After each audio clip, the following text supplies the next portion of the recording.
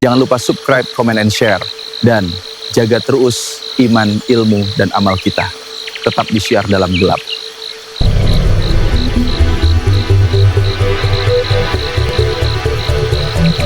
Oke Pangeran, kita kembali ke Gunung Salaka Pangeran. Terkait informasi tadi ada makhluknya masuk Pangeran. Dia berwujud kera putih dan dia mengatakan dia mengikuti salah satu raja Pajajaran, Ratu Dewata. Apakah benar pernah ada raja Pajajaran bernama Ratu Dewata? Generasi ketiga setelah Surawisesa. Masya Allah. Cucu dari Prabu Pamanarasa. Oh, berarti cucu. Tapi raja yang hanya mementingkan diri sendiri, selalu melakukan tapa brata, tidak memikirkan rakyatnya. Masya Allah. Oke lah kalau gitu. Banyak Kodam Prabu Siliwangi meninggalkan Pajajaran saat dipimpin olehnya. Oh, selain dari bangsa manusia, bangsa jin juga tidak menyukai sifat dari beliau ya. Kerajaan Pajajaran yang begitu makmur dengan hasil bumi, tanaman dari lada yang sudah diincar dari kerajaan Portugis, sehingga Prabu Pamanarasa membuat hutan Samida dan benteng-benteng agar hasil bumi tidak dijarah atau dijajah oleh negeri asing. Tapi kekuatan dari kerajaan Islam Cirebon dan Demak yang berkolaborasi untuk menjajah hasil panen tersebut.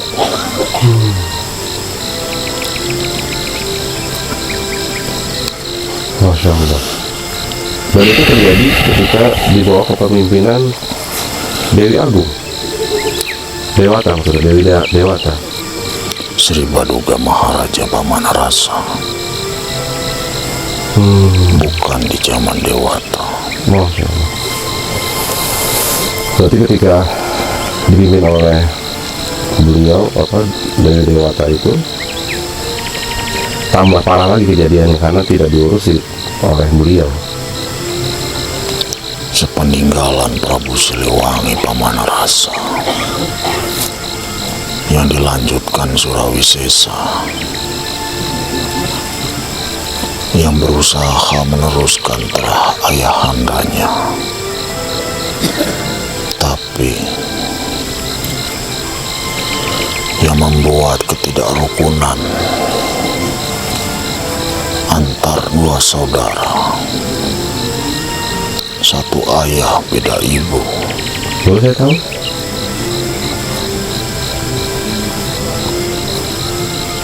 Surawisesa dan Cakrabuana, atau Walasungsang. Langsung. Masya Allah.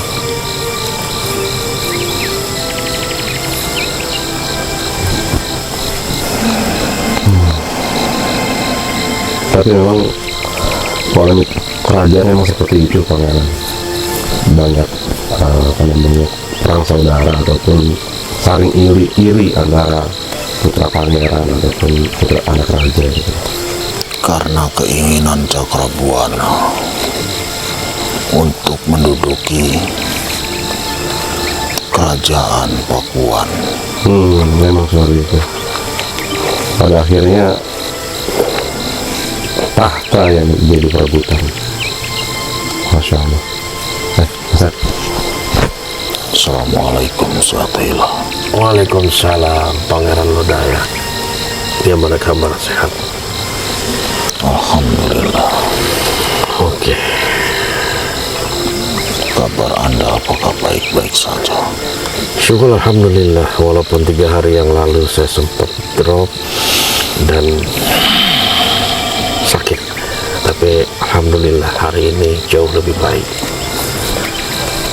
Saya tertarik tadi ketika mendengar Pangeran bercerita tentang Raja Pajajaran, karena ini juga penting buat saya secara pribadi dan juga sahabat-sahabat sekalian, tentang perseteruan antara Pajajaran dengan Demak dan juga Cirebon.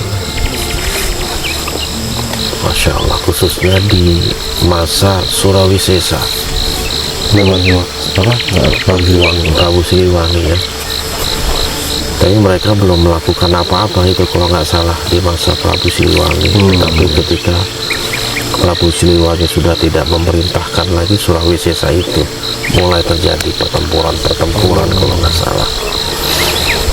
Tapi yang saya ketahui di masa Prabu Siliwangi memang berdasarkan prasasti yang dibuat oleh Surawisesa itu menunjukkan Prabu Siliwangi memang dia berusaha untuk memperkokoh kerajaan Pajajaran itu dengan benteng-benteng yang sulit ditembus oleh musuh.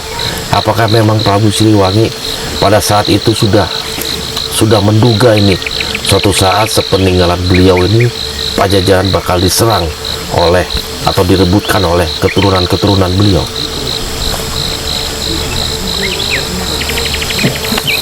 Pamanarasa selalu mencari Wangsit Siliwangi dengan menyepi ke Gunung Salaka untuk meminta melihat masa depan kerajaan Pasundan Pajajaran, yang akhirnya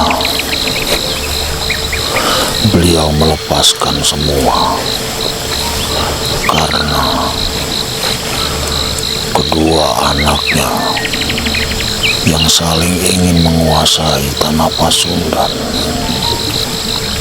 Jika Prabu Siliwangi meninggalkan tanah Pajajaran,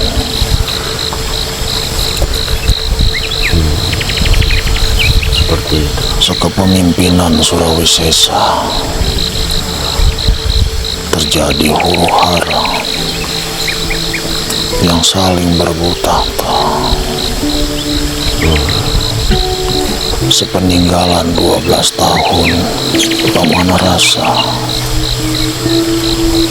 Surawisesa menuliskan sebuah cerita tentang kegagalan memimpin Pajajaran di batu tulis.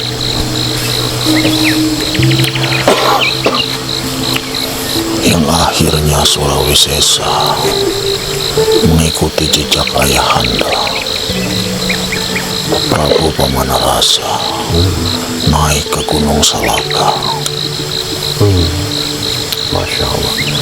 Tapi apa betul di masa Prabu Surawisesa itu dua pelabuhan yang dimiliki oleh Pajajaran itu, Sunda Kelapa dan Pelabuhan Banten, Masya Allah, direbut oleh Cirebon? Kerajaan Cirebon, Cakrabuana. Walasungsang. Oke, berarti betul di masa Surawisesa ya, Sunda Kelapa itu dapat ditaklukkan gitu, dan terlepas dari kekuasaan Pajajaran. Yang akhirnya berdirilah kerajaan Banten, Masya Allah. Terus bagaimana situasi Pajajaran sepeninggalan Prabu Surawisesa tersebut? dilanjutkan oleh Ratu Dewata. yang hanya mementingkan diri sendiri, Maksudnya? selalu tapa brata. Jadi dia memperdalam aspek spiritual. Iya, Bagaimana rakyatnya pada waktu itu? semua telantar Terlantar. yang membuat meninggalkan negeri Pasundan karena semakin tertekan Tertekan. oleh kerajaan Islam Cirebon dan Demak. Lalu setelah Ratu Dewata, siapa yang menggantikan beliau? Sepeninggalan Ratu Dewata digantikan oleh Ratu Sakti. Ratu Sakti. Apakah ada perubahan dalam kerajaan Pajajaran? Baik Dewata dan Ratu Sakti dan selanjutnya Nilakendra sama saja tidak ada perubahan. Tidak ada perubahan, malah cenderung semakin rusak. Semakin dikepung oleh kerajaan Cirebon dan Banten. Banten ya pada waktu itu, Masya Allah. Sultan Hasanuddin dan Maulana Yusuf. Mereka gencar menggempur Pajajaran. Disitulah dipimpin Ratu Nilakendra, batu Pancalikan dibawa ke kerajaan Banten. Atau Watu Gilang ya. Masya Allah. Oh, di zaman Nilakendra. Lalu setelah Nilakendra itu Runtuhnya kerajaan Pajajaran diserahkan ke Raga Mulia. atau biasa orang menyebut Surya Kencana. Surya Kencana, Masya Allah. Kerajaan berdiri di kota Pandeglang. Berarti Pajajaran pindah ke kota Pandeglang. Sebagian rakyat yang patuh kepada Pajajaran bertempat tinggal di Pandeglang. Ada suku dalam dan suku luar. Masya Allah. Terus apa yang terjadi selanjutnya itu terhadap Raga Mulia? Karena kerajaan Banten ingin memutus ajaran Sunda Wiwitan untuk mengambil mahkota Binokasi, yang semakin tertekan, yang akhirnya Raga Mulia mencoba melarikan diri ke kota Sumedang yang masih patuh akan kepada kerajaan Pajajaran. Oh, jadi Banten itu setelah dia menguasai Watu Gilang, mereka juga ingin menguasai mahkota Binokasi. Lalu apa yang dilakukan Raga Mulia itu di kota Sumedang? Bersama 4 resinya, mungkin dulu Rahyang Jayadharma pernah cerita kepada Anda. Iya, pernah. Kalau nggak salah nyebut kota Limbangan itu. Dia mengutus 4 panglimanya itu untuk menemui Eyang Jayaperkasa, iya betul, pimpinan Eyang Jayaperkasa, bertemu dengan Gesa Ulun Gesan Ulun, untuk menyerahkan mahkota Binokasi sebagai titipan. Karena kerajaan Sumedang cukup disegani. dan masih ada Trah Pajajaran juga ya, atau dari apa Galuh Sunda ya? Galuh Sunda Galuh. Oke. yang membuat Cirebon dan Banten tidak berani menyentuh. Seperti itu ya. Tapi betul ya, Prabu Gesan Ulun telah memeluk ajaran Islam pada waktu itu.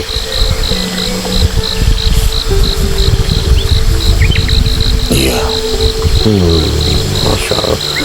Terus apa yang dilakukan Raga Mulia itu setelah memerintahkan Eyang Jayaperkasa untuk pergi ke Keraton Sumedang Larang? dia berusaha kembali dan akhirnya menyepi Di di Halimun. Oh, jadi Halimun adalah tempat terakhirnya Raja Mulia. Dulu Rahyang Jayadharma pernah cerita Iya, pernah cerita. bahwa meninggalnya di Limbangan.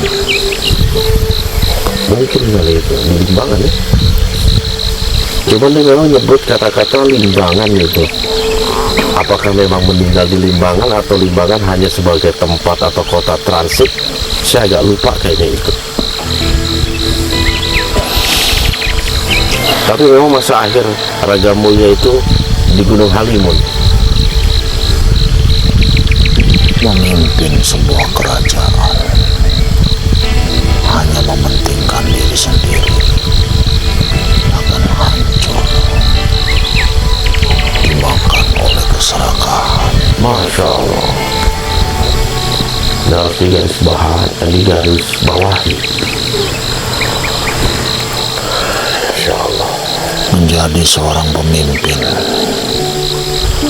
harus memberikan contoh. Sili asa, sili asi, sili asu. Betul. Itu moto yang sangat-sangat luhur itu dan bijaksana. Masya Allah. Jadi memang Raja Mulia itu adalah raja terakhir Pajajarannya. Masya Allah. Karena kebahagiaan rakyat adalah kebahagiaan raja, bukan kebahagiaan rakyat, tapi rajanya tidak mementingkan. Kebahagiaan rakyat adalah kebahagiaan raja, dan begitu juga sebaliknya. Kesengsaraan rakyat seharusnya raja pun merasakan sengsara, bukan malah enak-enakan.